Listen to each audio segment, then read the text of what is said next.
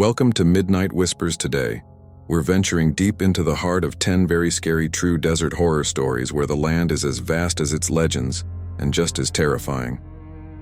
From eerie lights haunting dark rivers to ancient forces that never should have been disturbed, get ready for some of the most disturbing true horror stories that will make you question what's real and what's lurking just beyond the horizon. The desert is not empty. It waits. In the day, it blinds you with heat stretching forever in cruel silence. But when night falls, the sand breathes differently. Whispers rise with the wind. Shadows lengthen where no light should touch. And those who wander too far often find themselves followed by something older than memory. Locals say the desert keeps secrets, bodies swallowed whole by shifting dunes, voices that echo from abandoned mines, headlights on lonely highways that never belonged to cars. Tonight, we'll step into those stories, each one told by someone who swears it happened, someone who left the desert but could never leave it behind. These are not just tales, they are warnings carved in dust and bone. So settle in and listen carefully as we begin with our first account. Chapter 1. The Vanishing Hitchhiker in Arizona. If a place or a voice like this has ever followed you home, tell us below. Your story might help someone else feel less alone. If these investigations mean something to you, please subscribe. It's just one click, but it keeps the lights on while we keep listening in the dark. Story 1. The Vanishing Hitchhiker in Arizona. I used to drive long-haul trucks across the Southwest back in the late 2000s, and for the most part, those years blur together into endless stretches of highway, gas station coffee, and half-slept nights at truck stops. But there's one night I can never forget, no matter how much I try. I don't even tell other drivers about it, because they'd either think I was lying or they'd laugh it off as one of those desert ghost stories that make their way around campfires and late-night diners. But this wasn't a story, and it wasn't funny. It was early June of 2009, just after midnight, and I was cutting through Arizona on Highway 93. The weather had been brutal that day, 115 degrees during the afternoon, and even at night, it was sitting in the high 90s. The air through the cracked window felt like standing behind a dryer vent, hot and dry. But I preferred that to the AC on full blast because it kept me from getting too comfortable, too sleepy. The road was quiet, so quiet it felt wrong. Normally, you'd at least catch the glow of another rig in the distance, a set of headlights moving along the horizon. But for nearly an hour, it was just me, the desert, and the dull glow of my dash lights. I remember checking the clock on the radio as it flipped to 12:16 a.m., because that's when I saw her. At first, I thought my eyes were playing tricks on me, the way heat can warp the air even at night. A small figure was walking along the shoulder, barefoot, with long black hair that hung over her face. I slowed the truck instinctively, because no one in their right mind should be out there alone like that, dressed in what looked like a thin white dress. My brights caught her for a second, and I remember this sick, sinking feeling in my stomach. It wasn't that she looked injured, or even dirty. It was that she didn't look surprised to see me, like she had been waiting for me all along. I pulled onto the shoulder and leaned out the window, calling, "You all right out here?" My voice sounded too loud against the silence, like the desert swallowed everything but amplified me. She didn't answer at first, just tilted her head slowly, then nodded once. That was enough for me to kill the hazards and hop down from the cab. I told myself I couldn't just leave her there. It didn't matter if it was strange. If I drove past and saw her face in my rear view, I knew I'd never sleep again. When I got closer, I noticed her feet, caked in dirt, nails cracked, blistered from walking God knows how far on the asphalt. I asked her if she wanted a ride to Kingman, which was still about 30 miles out. She didn't say a word, just walked past me and climbed into the passenger side like she had every right to be there. I tried not to look at her too much as I pulled back onto the highway. Something about her silence was unnerving, but I kept telling myself she was in shock, maybe running from something. The desert was full of bad stories, people disappearing, women escaping worse. The thing is, I was almost grateful for the company at first. The hum of the tires and the miles rolling away beneath us felt less heavy with someone else in the cab, even if she said nothing. It was only when I glanced at the clock again, 12:42, that I realized she had been staring at me the whole time. Her face still hidden beneath that curtain of hair, but her eyes, dark, fixed, unblinking, locked on mine. I tried to break the tension, to make small talk. I asked her name, if she was heading to Kingman or maybe farther out toward Vegas. No reply. Her hands were folded neatly in her lap, and I noticed they looked raw, like she had been clawing at something. The skin around her nails torn and bleeding in little half-moons. I offered her a bottle of water from the cooler I keep by the seat, twisting off the cap before handing it over. And that's when she finally spoke. Her voice was low, almost too soft to hear over the rumble of the engine, but it sent a chill straight through me. She said, "It's too late to drink." I froze, the bottle halfway between us, and asked what she meant. She didn't answer, just turned her head slowly toward the side window, still holding her hands neatly in her lap, like she hadn't spoken at all. I laughed it off, forced myself to take a swig of the water instead, but my throat felt tight and the plastic crackled too loud in my grip. For the next 10 minutes, I drove in silence, the weight of her presence pressing down on me. I don't scare easy, but every instinct I had was screaming at me to pull over and let her out, except I couldn't. Something in me was locked, like if I stopped, something worse would happen. Then, as we hit a long stretch of road with nothing but desert on either side, I glanced at the passenger seat again, and she was gone. Just gone, no sound, no movement, no door opening, no weight shifting on the suspension. The seatbelt lay flat against the seat where she had been. I slammed the brakes, the rig screeching as it lurched to the side of the road, hazard lights blinking. My heart was pounding so loud I could barely hear myself shout her name, though I never actually knew it. I jumped down with a flashlight, sweeping the beam across the asphalt, the scrub brush, the empty black horizon. Nothing. No footprints, no figure, no sign she had ever been there. The air was dead still, hot and suffocating, and the desert around me was completely silent. No wind, no insects, not even the low hum of distant engines. I don't know how long I stood there, maybe 2 minutes, maybe 10, but then I noticed something that made my stomach flip. On the passenger side step of the truck, just below the door, were 2 small, perfect wet footprints, as if she had stepped out barefoot onto the metal. Only problem was the metal was hot enough to burn, and there hadn't been any water for miles. I climbed back into the cab, shaking, and that's when the smell hit me, like burnt hair, faint but sharp, filling the enclosed space. The passenger seat was still empty, but the seatbelt was buckled now, clicked neatly into place.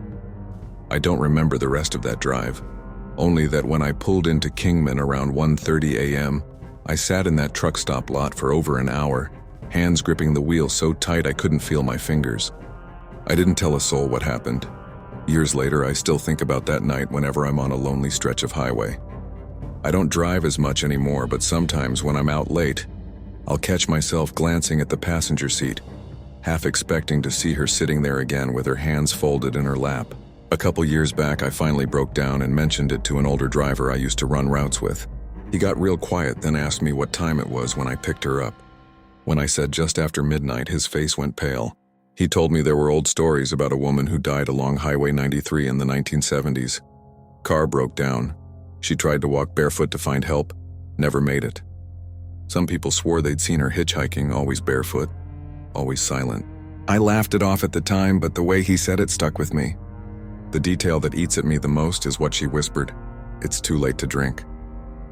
I don't know what she meant, but sometimes late at night I wake up with my mouth dry as bone, and I swear I can smell burnt hair, faint and lingering, like she's still waiting.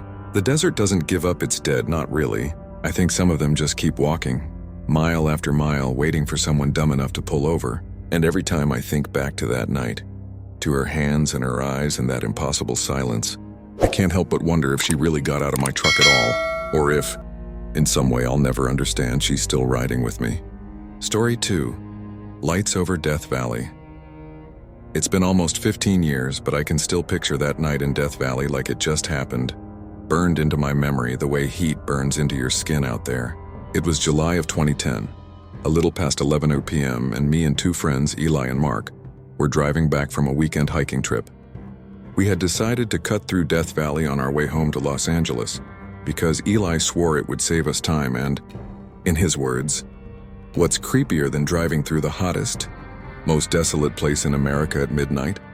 The air was still a choking 92 degrees, dry enough that your throat felt like it had been lined with sandpaper, and the sky was one of those moonless nights where the stars look unnaturally close, like you could just reach out of the window and grab one.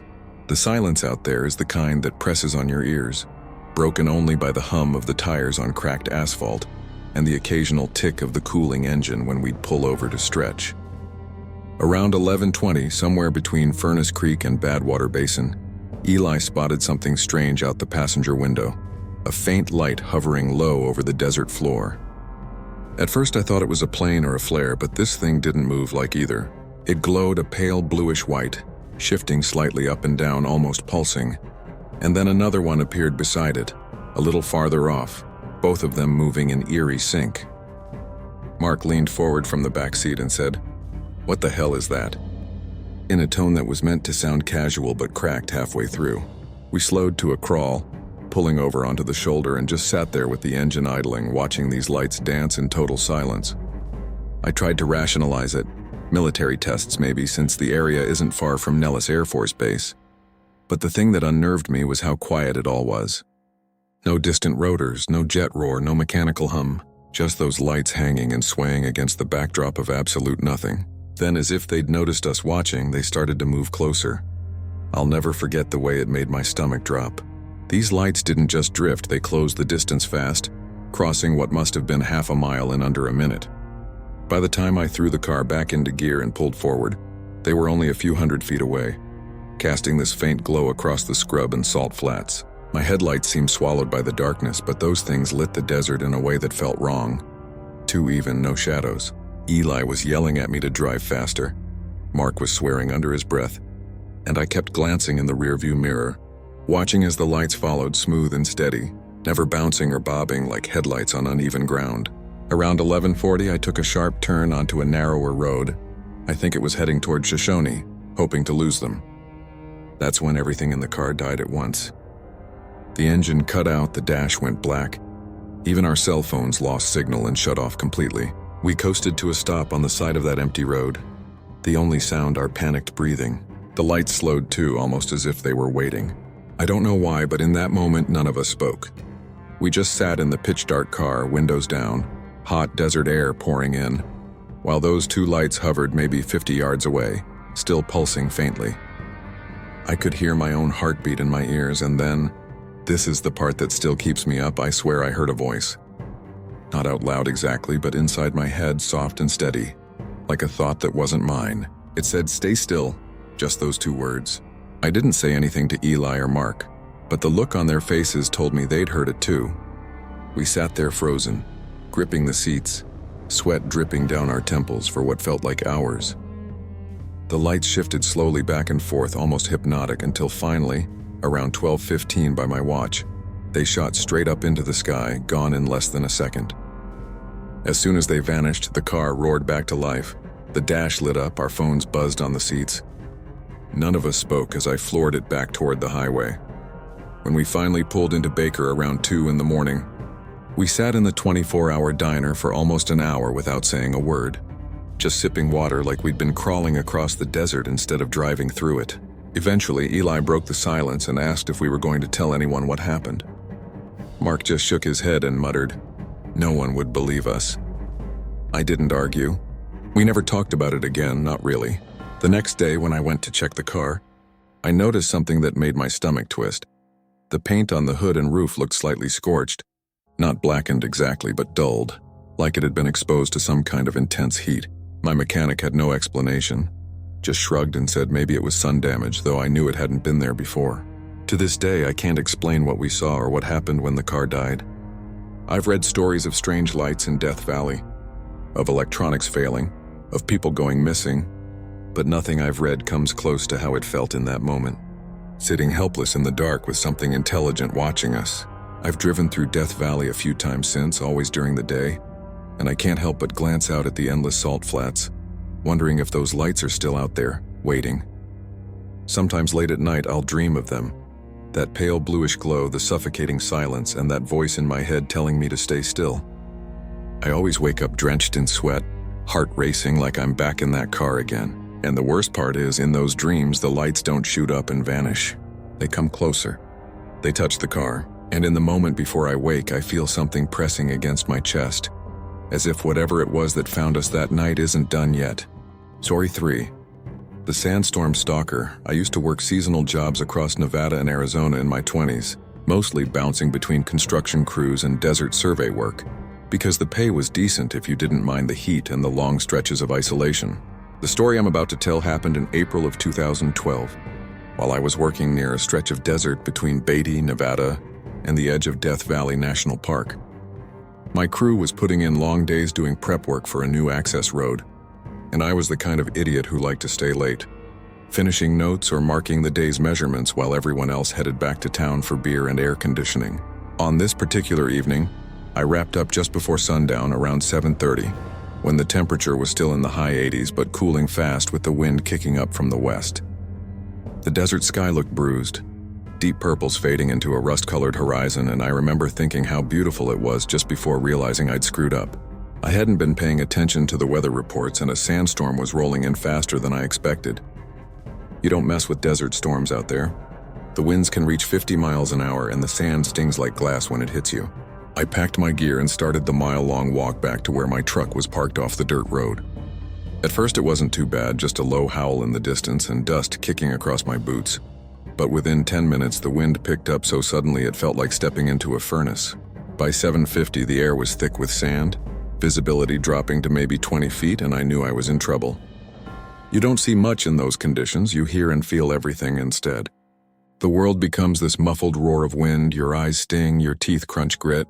But the thing that scared me more than the storm was realizing I wasn't alone. Somewhere behind me, carried faintly through the howling wind, I heard footsteps. Not the crunch of shifting sand under boots like my own, but a steady dragging sound, deliberate, too heavy to be mistaken for loose debris. I stopped and held my breath, listening, and for a few seconds it was only the storm. Then I heard it again, closer this time, like someone was walking just at the edge of visibility, pacing me. My skin crawled, but I told myself it was just my mind playing tricks in the chaos. Still, I picked up the pace, head down, forcing myself toward where I thought my truck should be. The storm got worse as the minutes crawled by, the wind slamming into me so hard it felt like I was walking through water. My phone read 8:03 when I checked it, though the screen was nearly impossible to see with the dust caked on it. That's when I heard something that froze me in place, a man's voice calling my name. Not yelling to be heard over the storm, not panicked or strained, just calm, steady, and too close. Daniel, clear as day. My heart sank because only 2 people on my crew knew I was out there that evening, and neither of them had any reason to follow me into the middle of a sandstorm. I spun around, squinting through the swirling brown haze, but there was nothing, just the ghostly outlines of mesquite shrubs bending in the wind. I tried to shout back, but the storm ripped the sound away. My throat was raw, my lungs burning from the grit I was sucking in, and panic was setting in fast. I started running, or trying to, stumbling through the sand as the wind shoved me sideways, and the dragging footsteps came with me. Never closer, never farther, just at the same distance no matter how hard I pushed forward. Every time I stopped to catch my breath, the sound would pause too, then start again when I moved, like it was mocking me. At 8:20, disoriented and shaking, I finally saw the faint red glow of my truck's taillights through the wall of sand. Relief washed over me, but it was short-lived. Just as I reached the door, hands trembling on the handle, I heard it one last time, right at my ear this time. So close I swear I felt breath against my neck. Daniel. I yanked the door open, dove inside, and slammed it shut. The cab muffled the storm only slightly, but inside it felt safer, grounded. My hands were shaking so badly I could barely get the key into the ignition. When the engine roared to life, the radio sputtered with static, but beneath it I could have sworn I heard whispering, faint and overlapping, like a dozen voices layered together. I threw the truck into gear and gunned it back toward town, my headlights useless against the swirling sand, my hands locked at 10 and 2 on the wheel. When I finally made it back to Beatty around 9:15, covered head to toe in grit and shaking like I'd run a marathon, I sat in the parking lot of the Exchange Club for nearly an hour, unable to make myself get out. My phone had 20 missed calls from Eli, my supervisor, asking where I was, but when I tried to call him back, the line was dead. The next morning it worked fine. The part that haunts me most isn't the voice itself. It's what I found when I went back out to the site a couple days later to retrieve some tools I'd left behind. The storm had cleared by then, leaving the desert looking freshly scoured, the ground swept clean like a blank slate, except near where my truck had been parked. About 10 feet from the driver's side, there was a single set of tracks in the sand. Not boot prints like mine, but deep, bare footprints. The kind a man might leave if he were walking barefoot through the desert. Only they weren't normal. Each print looked elongated, as though the toes had dragged deep grooves into the sand with every step. Like whoever left them didn't quite know how to walk right. The track started out of nowhere, circled the truck twice, then vanished back into the open desert. I didn't tell anyone what I saw. I knew they wouldn't believe me, and honestly, I didn't want to put words to it. I told myself it was the storm, my imagination, maybe even some drunk drifter wandering through at the wrong time. But when I close my eyes at night, I still hear that voice, calm and steady, calling my name the same way it did out there. And sometimes, when the wind picks up outside my apartment window in the early hours of the morning, carrying grit against the glass, I find myself holding my breath, listening, waiting for the sound of dragging footsteps pacing me in the dark. Story 4. Voices from the Abandoned Mine. Back in 2015, when I was 27, my brother and I took a trip out to Nevada to do something we'd been talking about since we were kids, exploring old mining towns. We'd grown up on stories from our grandfather, who had worked briefly in the silver mines back in the 50s, and we'd both inherited a taste for the eerie, rusted-out equipment, collapsed tunnels, places that looked frozen in time. We weren't thrill seekers, not the kind to trespass recklessly or post videos online. We just liked history, and we liked the feeling of standing somewhere most people had forgotten. The trip took us near a place called Rhyolite, not far from Beatty, Nevada, where crumbling stone walls and rusted skeletons of buildings mark what was once a boomtown. We'd spent the afternoon poking around safely marked ruins when a local at the gas station mentioned an old silver mine up in the hills that was technically closed, but still standing. He warned us it was unstable, that people had gotten hurt poking around, but the way he lowered his voice when he said, "Folks hear things in there," stuck with me. That evening, with the sky clear and the air cooling to the high 60s, we parked my brother's Tacoma at the base of a dusty trailhead and started hiking up. The mine was about a mile into the hills, marked by a rusted chain-link fence half collapsed on itself, with a weathered sign that read, "Condemned, keep out." I remember checking my phone as we ducked under the fence, 7:46 p.m. The desert was starting to lose its color, and the shadows stretched long and sharp. But we told ourselves we'd only go in for a few minutes, just far enough to see the timber supports and maybe snap a couple pictures. Inside, the air turned immediately cold, a damp chill that smelled of earth and iron, and our flashlight beams cut through thick dust like we were underwater.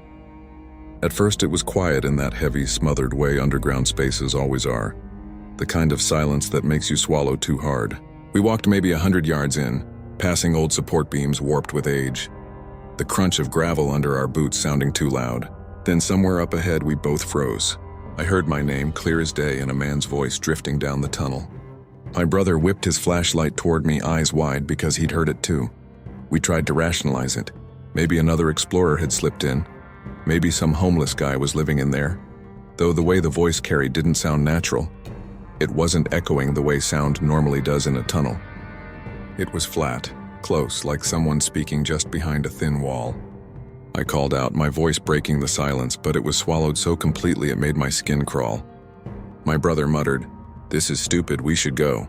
And I agreed, but as we turned back, we heard it again.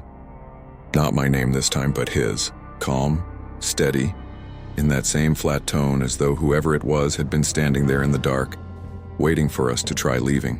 We walked faster, beams shaking across the jagged walls, hearts hammering, when suddenly we both stopped dead in our tracks. The tunnel behind us, the way we'd come, no longer looked right. Our flashlights should have hit the faint glow of the entrance, a pinprick of moonlight showing the way out.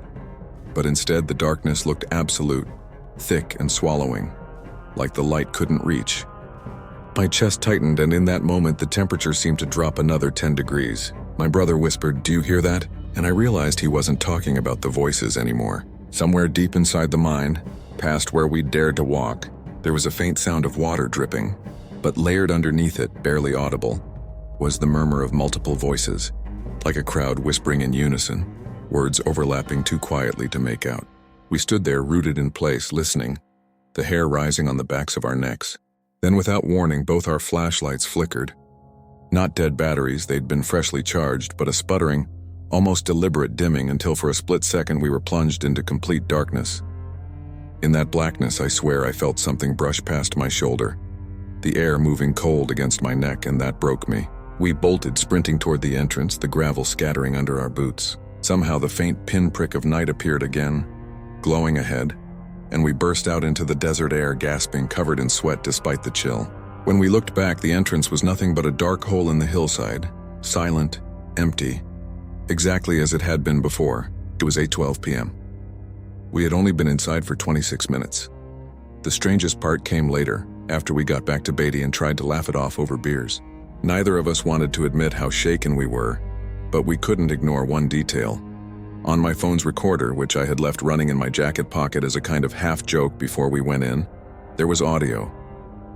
Most of it was muffled footsteps and static, but at the 21-minute mark, right before our flashlights died, there's a clear recording of both our voices going quiet. Then underneath that silence, another voice cuts through. Low, gravelly, not mine, not my brother's. It says, "Don't go." Just those two words. The sound quality is bad, but it's there, chillingly distinct. My brother refuses to talk about it even now. Nearly a decade later, he won't listen to the recording, won't acknowledge it when I bring it up. He told me once, late at night after too many drinks, that sometimes when he's alone in his apartment, he'll hear that same whisper in the corners of the room, like it followed him out. I can't say I'm any better. Every so often I'll dream of the mine, of standing in that tunnel with the cold air pressing down, and I'll hear my name spoken again in that flat, emotionless tone. And in the dream, when I wake up in the dark, I always half expect to see the tunnel walls around me instead of my bedroom. The thing about those abandoned mines is that most of them are sealed up, forgotten, left to collapse back into the earth. But I can't shake the thought that maybe some of them don't just hold old timbers and broken rock. Maybe they hold voices, things that wait in the silence, waiting for someone dumb enough to step inside. Story 5. The Man at the Window. It was the winter of 2018 when this happened, and I still can't talk about it without feeling my stomach knot. I was living alone back then in a small basement apartment on the edge of Mississauga, Ontario, not far from the Credit River. The rent was cheap because the unit was half finished, with old linoleum floors and a constant dampness in the air that the landlord never seemed interested in fixing. I didn't mind because it was quiet, and at 24 I was just grateful to afford a place of my own. I worked nights at a printing warehouse, which meant I usually didn't get home until 2 or 3 in the morning, and that's when things started to happen. The first time I remember clearly, it was January 14th. It had been snowing heavily that night, the streets muffled and empty, my boots crunching in the untouched powder as I unlocked the side entrance and went down the narrow steps into my unit. I had a habit of glancing at the basement windows as I passed, those little rectangular panes set at ground level, most of them frosted over, some half buried by snow. That night I froze mid-step. In the glow of the streetlight reflecting off the snow, I thought I saw a man's face staring in through the glass of my living room window. Just a blur, pale and unmoving, almost featureless behind the condensation. I blinked hard, told myself it was my imagination, but the hair on my arm stood straight up. By the time I mustered the nerve to step closer, the glass was just fogged and empty, nothing staring back. Inside, I checked every lock twice and left all the lights on, but tried to brush it off. You work nights, I told myself. Your mind plays tricks when you're tired. For a couple weeks, nothing else happened. Then on February 2nd, around 3:17 a.m., I was heating leftovers when I heard a faint tapping sound. 3 slow, deliberate taps coming from the same window. My heart stopped. I crept over, every muscle tight, and peered out. But the night was black, the snow piled high against the glass. I waited, holding my breath, and then it came again. Tap, tap, tap. I wanted to believe it was tree branches, except there weren't any trees near that side of the house.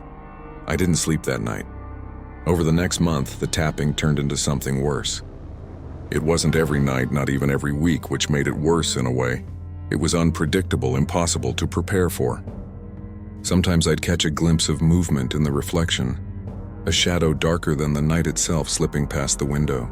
Other times I'd wake up to silence so heavy it felt like something was pressing down on the entire house, only to realize the curtain near my bed was swaying slightly, as though someone had brushed against it from outside. I tried talking to my landlord, who shrugged it off as kids messing around and said I should be grateful nobody had broken in. My friends didn't take me seriously either, until one night my buddy Tyler came over after a late shift. We were sitting on the couch drinking beers when at exactly 2:44 a.m. the tapping started up again. slow and deliberate. Tyler went pale, set his bottle down, and whispered, "Man, someone's out there." He yanked back the curtain before I could stop him, but of course there was nothing, just snow pressed up against the glass. He tried to laugh it off, but I could see his hands shaking as he left half an hour later, claiming he had an early shift.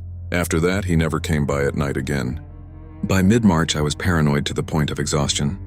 I'd come home from work and check every window, every corner, sometimes sitting in the dark with the TV off, just listening for the slightest sound. That's when I started hearing the whispering. Not clear words, not at first, just the sensation of sound, like someone breathing syllables too softly to understand. It always came from the window, usually between 3 and 4 in the morning, and no matter how still I held myself, no matter how much I strained to make sense of it, the moment I leaned closer, it would stop. Once, though, I swear on my life, I heard my name, drawn out, almost sighing, right against the glass. Michael. I didn't move for nearly an hour, frozen on the couch with my eyes locked on that square of black glass, half waiting for a hand to press against it. The last night I spent in that apartment is the one that keeps me up. It was March 29th, snow melting, the streets slick with ice. I got home just after 3, bone-tired but wired with the usual unease, and as soon as I stepped inside, I knew something was different. The apartment felt too warm, too still. The air heavy like a room where someone had just been breathing hard. I dropped my keys, grabbed the flashlight I kept by the door, and did my usual lap, checking windows and doors. Everything was locked, curtains drawn, nothing out of place until I reached the bedroom. The curtain on the small ground-level window was open, just a few inches, like someone had pulled it back to look in. My stomach lurched. I knew I hadn't left it like that. I approached slowly, flashlight shaking in my hand, and when I shone the beam on the glass, there it was. A face, pressed right up against the window from the outside. Pale, with sunken eyes that didn't reflect the light, just absorbed it, staring straight into me. The mouth moved, slow, deliberate, and though no sound came through the glass, I knew it was forming my name, Michael. I stumbled backward, nearly dropping the flashlight, heart thundering so hard it made my vision blur. When I blinked, the face was gone. Nothing but condensation and the faint outline of where skin had pressed against the glass. I didn't sleep. I sat there until sunrise, every light on, gripping a kitchen knife like an idiot. By morning, when I finally dared to check outside, there were no footprints in the half-melted snow beneath the window. Not one. That was the breaking point. I packed a bag, called in sick, and crashed on a friend's couch. Within a week, I broke my lease and moved out. I told myself it was just stress, exhaustion, tricks of the mind. But here's the thing. A month later, long after I'd settled into a new apartment across town, I woke up around 3:15 a.m. to a sound I hadn't heard in weeks. Tap, tap, tap. I froze, every nerve screaming. Slowly, against every instinct, I turned my head toward the bedroom window. The curtain was swaying, though the air in the room was still. I couldn't see a face this time, but in the faint glow of the streetlight outside, there was a pale handprint smeared against the glass from the inside. I don't know if it followed me or if it had been here all along, waiting. I haven't told my friends, and I haven't recorded anything because I'm not sure I want proof. All I know is that no matter where I go, sometimes between 3 and 4 in the morning, I still hear it. Tap, tap, tap. Story 6. The rest stop outside Barstow. It was late August of 2019, blistering hot even after midnight, when I had the kind of experience that makes you doubt your own memory. I was driving from Phoenix to Los Angeles after visiting my sister, taking the I-10 West, exhausted but wired on gas station coffee and bad energy drinks. Around 12:40 a.m., somewhere past the turnoff toward Barstow, I felt that heavy fatigue settling in, the kind that tricks you into thinking you can push through until suddenly you're drifting. So when I spotted a lonely rest stop glowing in the desert blackness, I pulled in. The lot was nearly empty except for 2 semis idling at the far end, their headlights glowing faint like watchful eyes. The air outside was still over 90 degrees, bone dry, cicadas buzzing faintly in the scrub. I remember checking my phone, 12:46 a.m., no signal. That didn't surprise me. What did surprise me was the atmosphere, too quiet, like even the bugs were holding their breath. I went inside, bought a Coke from the humming vending machine, and splashed water on my face in the bathroom. The place was ugly in that familiar rest stop way. Flickering fluorescent lights, cracked tile, a lingering smell of bleach and old piss. When I stepped back out into the night, Coke in hand, I noticed something odd. Across the lot, maybe 30 yards away, a man was standing by the edge of the desert. Not walking, not smoking, not stretching his legs, just standing stock still, facing the open scrubland beyond the asphalt, as if he was waiting for something. At first I thought maybe he was a trucker, but his clothes didn't fit. Dark jeans, a faded hoodie pulled up despite the heat. His posture was rigid, hands hanging unnaturally by his sides. I remember muttering to myself, "That's weird," and hurrying back to my car. I tried not to look, but as I unlocked the driver's door, I realized he had turned his head ever so slightly, and though the distance was too far to see his face, I could feel it. He was staring straight at me. I told myself to stop being paranoid, got in, and locked the doors. The Coke sat sweating in the cup holder while I started the engine. I remember the clock reading 12:52 a.m. I pulled out of the rest stop and merged back onto the I-10, grateful to see the empty desert stretch out ahead. But less than 10 minutes later, my relief turned to a kind of sick disbelief. Up ahead, illuminated by my high beams, was the same man. Same hoodie, same jeans, standing at the shoulder of the road facing the desert, hands limp by his sides. I slammed the brakes out of sheer shock, heart hammering, but when I blinked, he was gone. No car, no movement, just shimmering asphalt under the August heat haze that still clung even after midnight. I told myself I was overtired, hallucinating maybe, but the pit in my stomach didn't buy it. I drove faster, trying to put miles between me and whatever I thought I saw, until around 1:20 a.m. I noticed a green sign, another rest stop, 5 miles ahead. I had to piss, and honestly, I wanted the reassurance of being around people again. Except when I pulled in, the lot was empty this time. No semis, no glowing headlights, just broken streetlights buzzing over cracked pavement. I almost left, but my bladder won the argument. I jogged inside, did my business, and came back out quickly. And that's when I saw him again. He was closer this time, maybe 20 feet from my car, standing half in shadow near the picnic tables. The hood was still up, but I could make out his chin, sharp and pale in the sodium glow of the one working lamp. He wasn't facing the desert anymore. He was facing me. I didn't think, didn't hesitate. I sprinted to my car, yanked the door shut, and peeled out, gravel spitting under my tires. In my rearview mirror, under the flickering orange light, he hadn't moved an inch. The drive to Los Angeles should have taken me another 2 hours, but it felt like days. Every overpass shadow, every roadside sign, I expected to see him again. And then around 2:15 a.m., my worst fear came true. Just outside San Bernardino, where the freeway curves and the city lights begin to glow faint against the mountains, I saw him again. This time he wasn't by the road or at a rest stop. He was standing on the median itself, directly between the eastbound and westbound lanes as cars roared past on both sides. His hood had fallen back, and in the second my headlights passed over him, I finally saw his face. It was pale, almost gray, the features stretched too thin, like skin pulled over bone. His eyes were the part I can't forget. They didn't reflect the headlights. They swallowed them, black and bottomless. And his mouth, God, his mouth was moving. I couldn't hear over the rush of wind and tires, but I swear he was mouthing something to me. Syllables repeated again and again like a chant. My grip on the wheel locked, every instinct screaming at me not to stop, not even to blink. By the time I reached downtown Los Angeles, bathed in city glow, I was shaking so badly I had to pull into a gas station just to catch my breath. I sat there until nearly 4 in the morning, staring at the locked bathroom door, terrified that if I looked up, I'd see him standing under the buzzing fluorescent lights. I never did. Eventually I went home, crawled into bed, and convinced myself exhaustion had twisted reality. But here's the thing that gnaws at me. 2 weeks later, I was scrolling the local news when a headline made my stomach drop.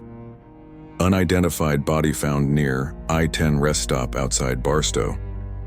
They described the victim as a man in his mid-30s wearing jeans and a dark hoodie. Cause of death, exposure. Estimated time, late August 2019.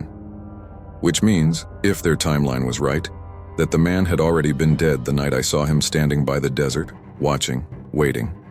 Sometimes now, on long drives, I'll catch myself scanning the roadside, searching every shadow. And more often than I'd like to admit, I still dream about that face. Those black eyes swallowing the light, that mouth moving without sound. I don't know if he was warning me or if he was trying to call me over. All I know is that in the dream, when I finally stop to listen, I can understand him.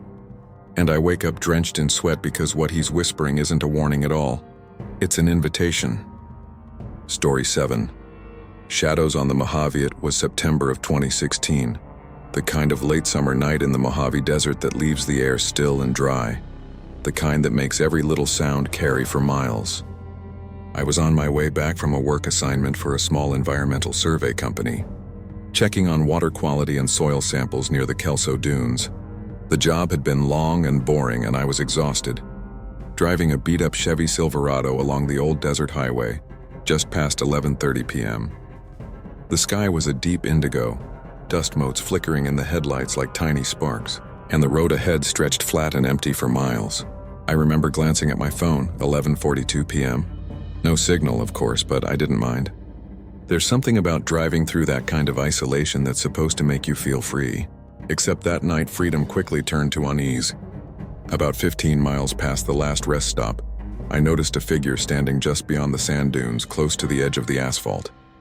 At first I thought it was a hitchhiker, but as I slowed, the figure didn't move toward me. Didn't even seem to notice the truck. Just stood there, tall and rigid, hands hanging loosely at its sides. My heart started hammering. I called out a warning, half joking, "Hey, need a ride?" But there was no response. Only that oppressive silence the desert has at night. I flicked my high beams at the figure, and for the briefest second I saw it.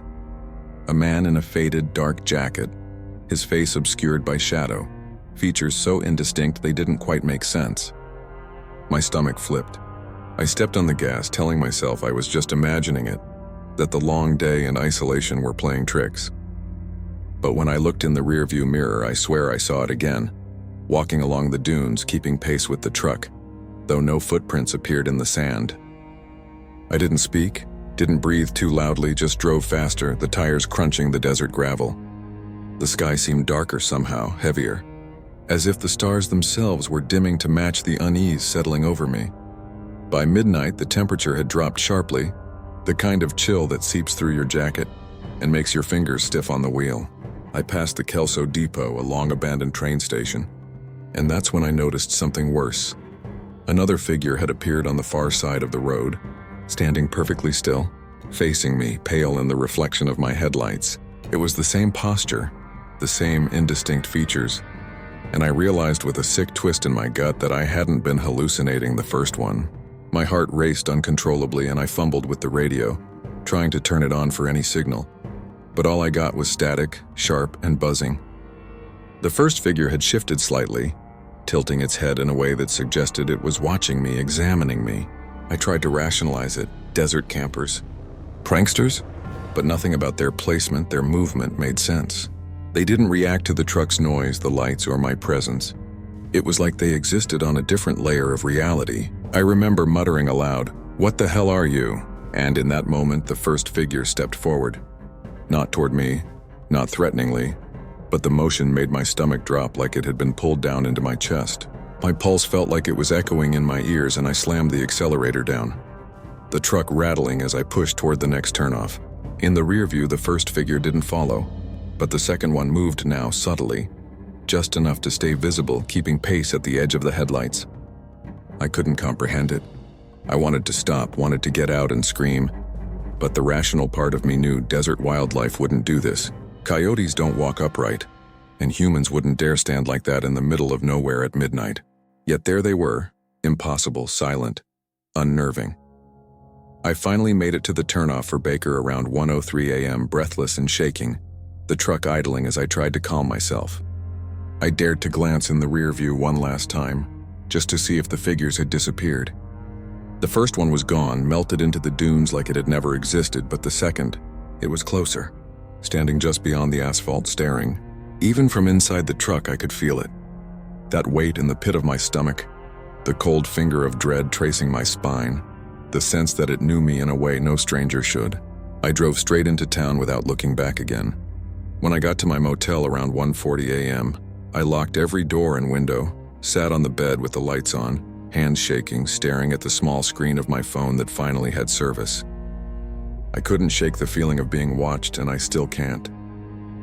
Weeks later, I returned to the highway during daylight to convince myself it was just stress or exhaustion. The dunes were empty, the road quiet, the desert golden and peaceful.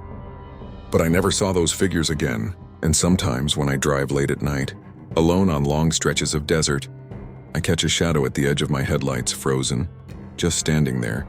And I know, even without seeing the face, that it's waiting, the same way it waited for me that night, patient, silent, impossible, and I haven't driven that stretch at night since. Story 8. The motel on Route 66. It was late November 2017 when this happened. Cold enough in Arizona that the wind cut through my jacket and made my teeth chatter, but not snowing yet, just dry, sharp desert air. I was driving cross-country alone, a spontaneous road trip from Chicago to Los Angeles, taking the old Route 66 instead of the freeway for the scenery and the small towns. Around 11:58 p.m., I pulled into a nearly empty stretch of highway near Seligman. The lights of the town glowed faintly ahead, but my eyes were drawn to a small, almost forgotten motel just off the road. Peeling paint, a flickering neon sign, vacancy. I hadn't planned to stay there, but my eyelids were heavy. The road had been long, and the truck's engine felt like it was dragging me down with it. I parked in front, the gravel crunching under my tires, and stepped inside. The lobby smelled of mildew and cheap cleaning products, and the fluorescent light buzzed overhead. The receptionist was a middle-aged woman with tired eyes and a flat expression.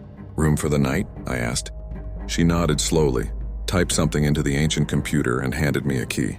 "Number 7, don't mind the wind," she said softly. The wind? I didn't notice anything unusual outside except the cold, but the way she said it sent a shiver down my spine. Room 7 was at the far end of the corridor, past a long hall of vacant doors. The carpeting was frayed, the walls thin, but it looked safe enough. I dumped my bag, poured some water from the sink, and sat on the bed. It was 12:15 a.m. I was tired, almost to the point of sleepwalking, when I first heard it. A soft, deliberate knock at the door. Not a random sound, not the wind rattling the frame. 3 distinct taps. I froze. "Hello?" I called out. No response.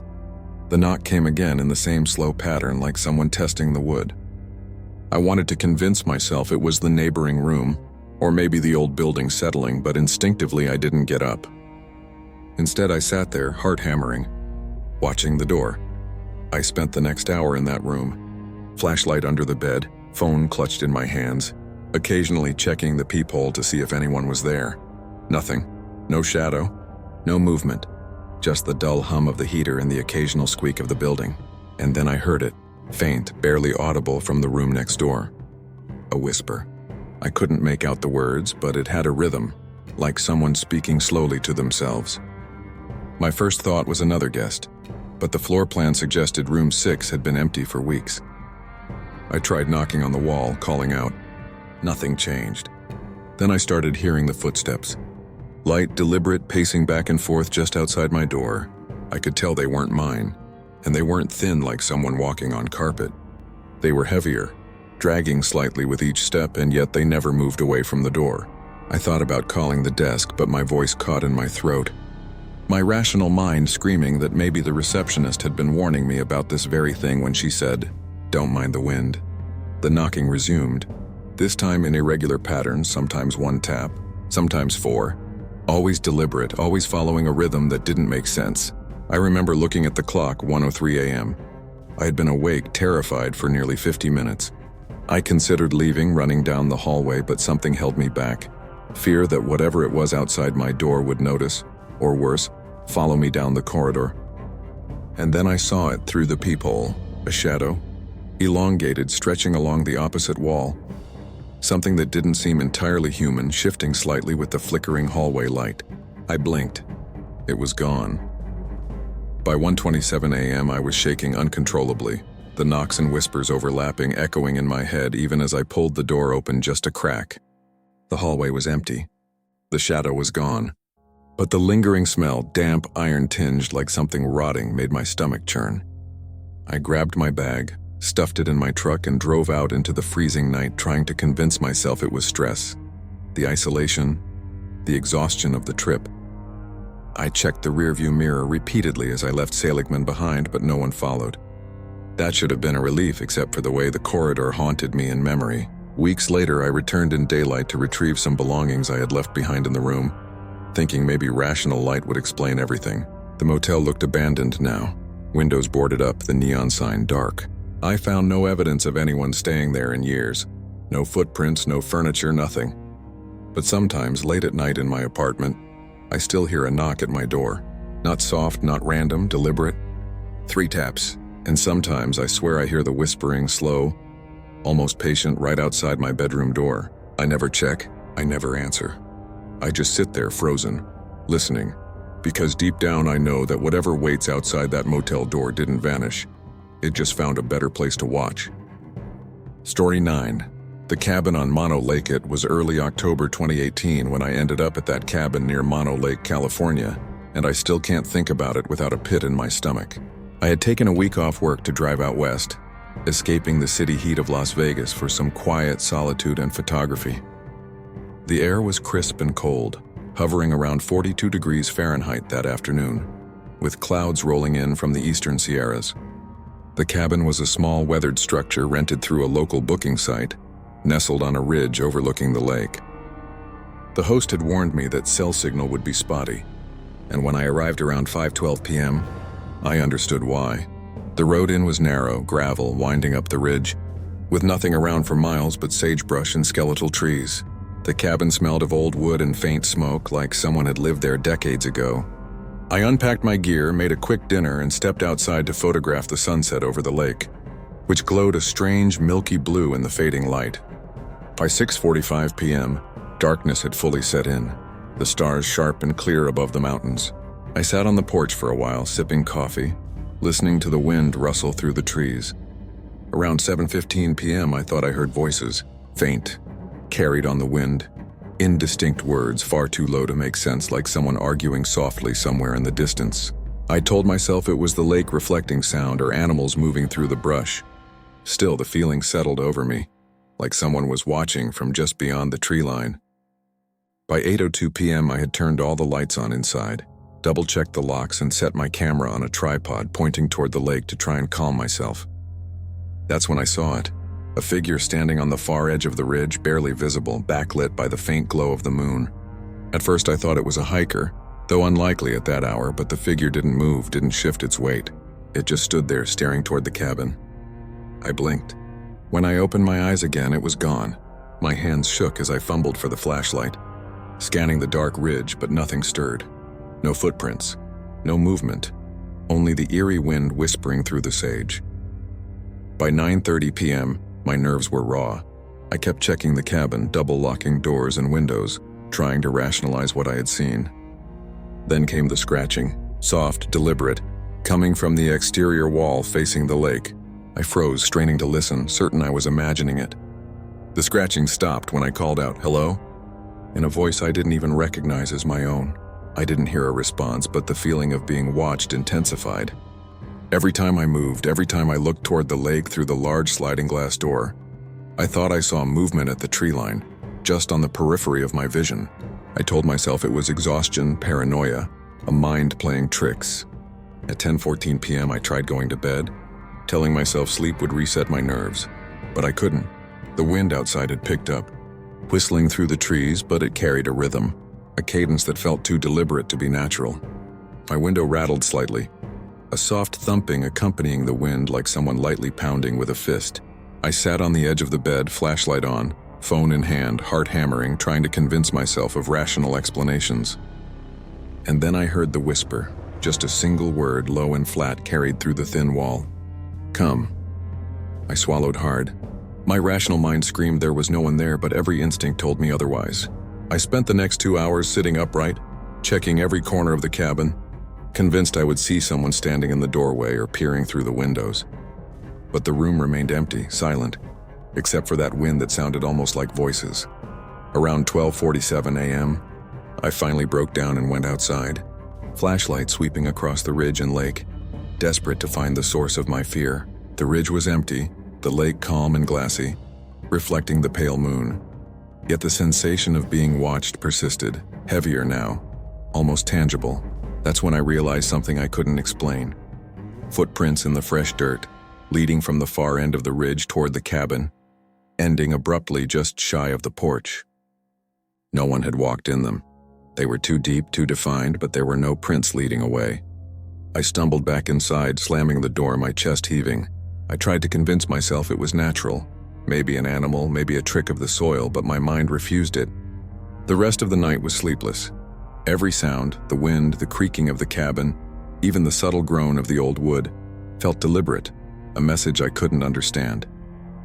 When morning finally broke, the ridge looked peaceful, normal, untouched. I left the cabin immediately, refusing to take the same route back and avoiding the ridge completely. But months later, I still dream about that place. In my dreams, the ridge stretches endlessly. The lake glows the same strange milky blue, and that whisper repeats over and over, urging me closer. And I can still hear it sometimes at night, faint but unmistakable, though I'm hundreds of miles away. I don't know if it was human, something supernatural, or a trick of my mind, but I know that whatever it was, it waits there, patient, silent, watching, and it's still calling. Story 10. The last camper was early July 2020 when I found myself alone at a small, barely maintained campground outside Joshua Tree, California, and I can still feel the heat and the silence of that night as if it were yesterday. I had taken a solo camping trip to escape the city, thinking I'd enjoy the isolation and the quiet desert air, which at 102 degrees that afternoon had felt dry and sharp against my skin. I arrived at the campground around 4:15 p.m., the sun still high, throwing long, harsh shadows between the Joshua trees. The place was almost empty, just a few scattered RVs and tents, none of them occupied when I set up my own small tent on a flat patch of gravel. The campground felt forgotten. The fire pits were rusted, the picnic tables warped from sun exposure, and the restrooms smelled faintly of mold and stagnant water. I spent the late afternoon photographing the desert and hiking short trails, then returned to my tent at 7:22 p.m. exhausted. The sky had turned a deep purple, and the first stars were faintly visible, shimmering over the dunes. I made a small fire in the pit nearby, careful not to let the sparks drift too far, and sat there sipping lukewarm water, feeling the desert wind shift and stir the branches in a way that sounded almost deliberate. Around 9:03 p.m. I noticed a light in the distance, a small moving glow that didn't belong to the moon or stars. At first I thought it was another camper, but as I watched, it moved closer slowly, deliberately, stopping and starting as though studying the campground. I called out a greeting, voice cracking in the warm desert air. "Hey, you camping here too?" No response. My stomach twisted. I could make out a figure now, tall and thin, wearing what looked like a hooded sweatshirt despite the heat. It didn't approach, didn't wave, just stood a few dozen yards away in the shadow of the trees facing me. The desert suddenly felt impossibly silent, the usual sounds of insects and wind gone, like the world had held its breath. By 10:16 p.m., the figure had moved a little closer, now around 20 yards away. I tried to reason it out, maybe a lost hiker or some prankster, but the stillness in the air told me otherwise. The figure didn't walk normally. Its movement was subtle, almost gliding, deliberate and unnerving. I grabbed my flashlight and shone it directly at them. There was no face, only a dark void beneath the hood, absorbing the light, reflecting nothing back. My pulse hammered in my ears. "Hello, you lost?" I called again, voice trembling now. Nothing. I could hear my own breaths coming too fast, my heart thumping against my chest like it was trying to escape. The light flickered, momentarily illuminating something in the distance. Another figure? I couldn't tell. My hands shook as I fumbled for my phone, trying to get a signal. Nothing. I began pacing near the fire, trying to appear unafraid, but every step made the desert feel smaller, the shadows closer. Around 10:49 p.m. I heard the whispering, soft, deliberate, carried over the warm desert air. My name, Ethan. My stomach dropped. I froze, scanning the darkness with my flashlight, but there was nothing tangible. I ran through rational explanations. The wind? My imagination? Exhaustion? But the whispering came again, closer this time, clearer, like someone kneeling just behind the tent flap. My rational mind screamed at me to leave, but the fear rooting me to the spot was overwhelming. By midnight, I had packed up everything in a panic, tossing gear into the car, fire smothered, and tent collapsed in a mess behind me.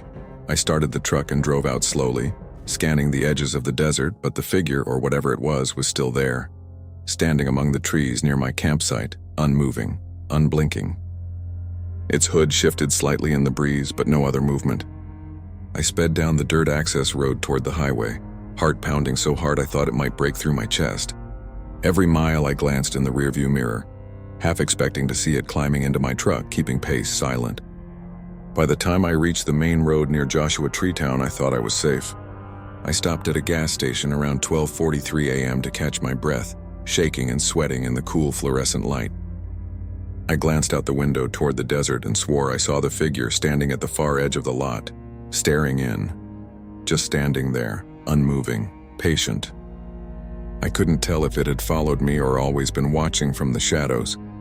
I left without paying much attention, driving straight to a motel in town, lights on, doors locked. Months later, when I tried to recount the experience to friends, they laughed, suggested stress, dehydration, or desert exhaustion.